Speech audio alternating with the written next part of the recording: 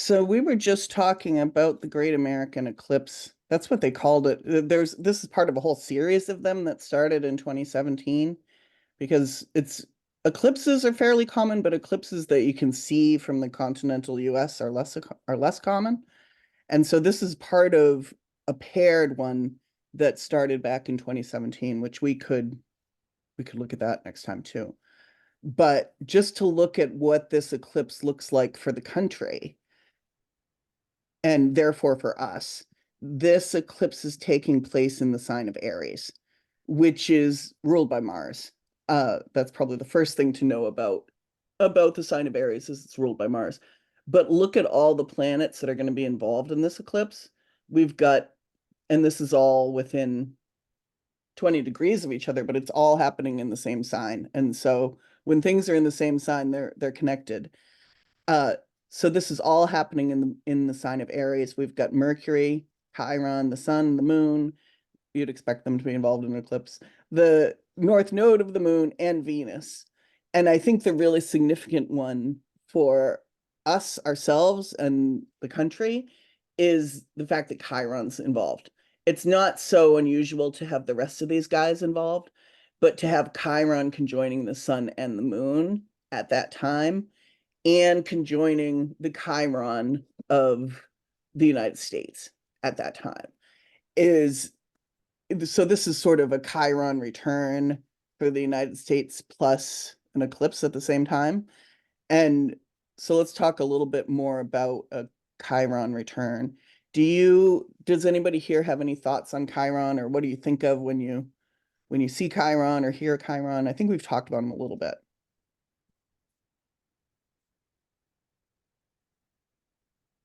Change. Definitely change. He's what I think of him as, how I think of all the planets as forces. Jupiter is just expanding, expanding, expanding. That's all it is. Chiron is kind of just healing, healing, healing, healing, healing. They call Chiron the wounded healer, but if you're healing all the time, you've got some wounds there that don't go away. There's sort of the light and the dark in combo with Chiron. And so this this is an interesting part of the US's chart because wherever Chiron is, that's where you have a wound or that's where you have a trauma.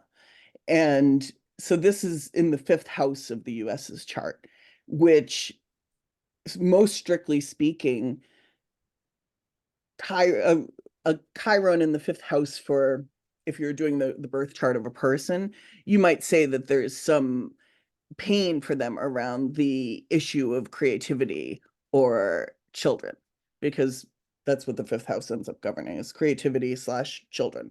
The fifth house sort of sees it as the same thing. You're making these paintings, you're producing these babies. It's that kind of thing.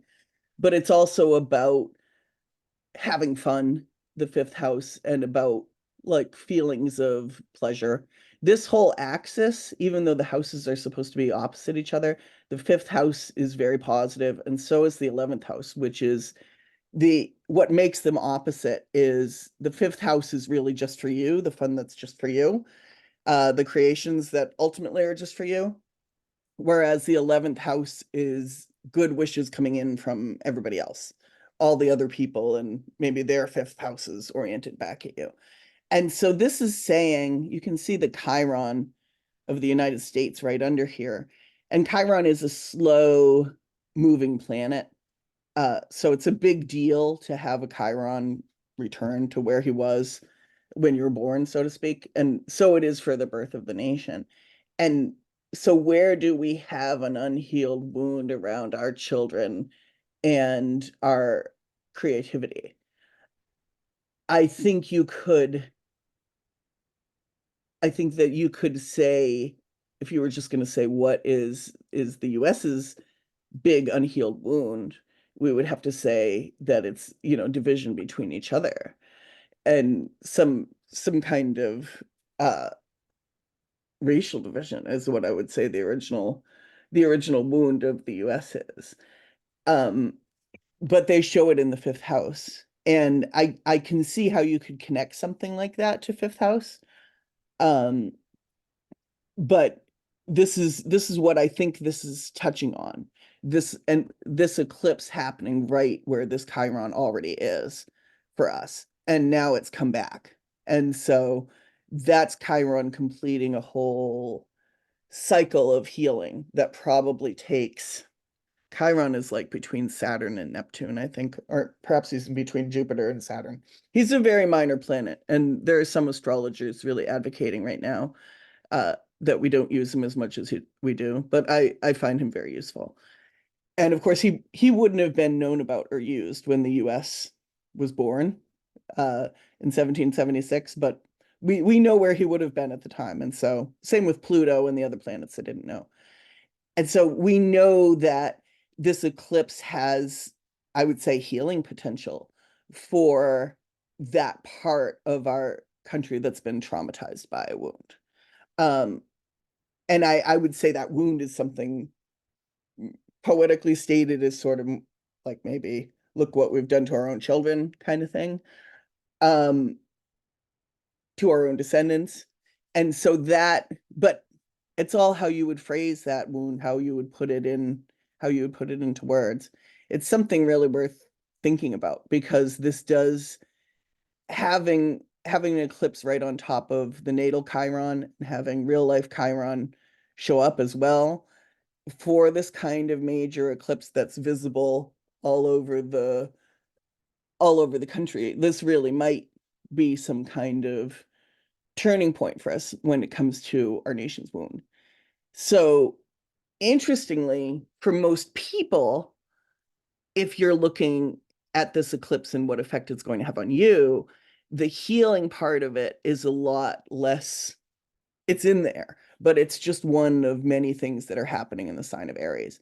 And so the question to ask yourself is where is Aries in my chart and and what's happening there? And what does it mean to have healing in that area of my chart? It's probably like a healing uh, any eclipse is kind of like an upgrade. This was one of the things that I wrote and put on the Substack was about eclipses. It seems to be when the sun and the moon go out, and of course that's only the appearance, but it's the appearance that matters in astrology. The sun and the moon seem to go out, and we're prey suddenly to all these to everything else floating out there. It's a very eerie feeling for anybody who's observed an eclipse or kind of been around one. They're I would say they should probably be seen as more important than they are seen in astrology because out of all the things that you can see happening in the sky day to day, this is a biggie.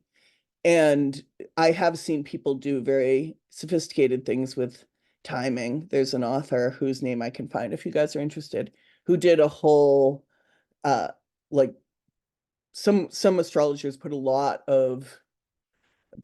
of importance on the eclipse that happens, the last eclipse that happens right before you're born. So like your prenatal eclipse. We can get into some of this stuff and see what it looks like because then that does lead to timing for outer events uh later in life somehow. I'd have to look up this lady's work to be able to show you what she thinks, but it leads to very accurate uh timing techniques. But so this is where the eclipse will be happening for everybody is Aries. And so that's probably a different house for you, but expect a big healing component. And because Mercury and Venus are involved too, especially Mercury, he's closer and tighter into this. Expect to be able to talk about this at least after a while and maybe communicate and put into words something that hasn't been put into words before. Does anybody have any questions or comments?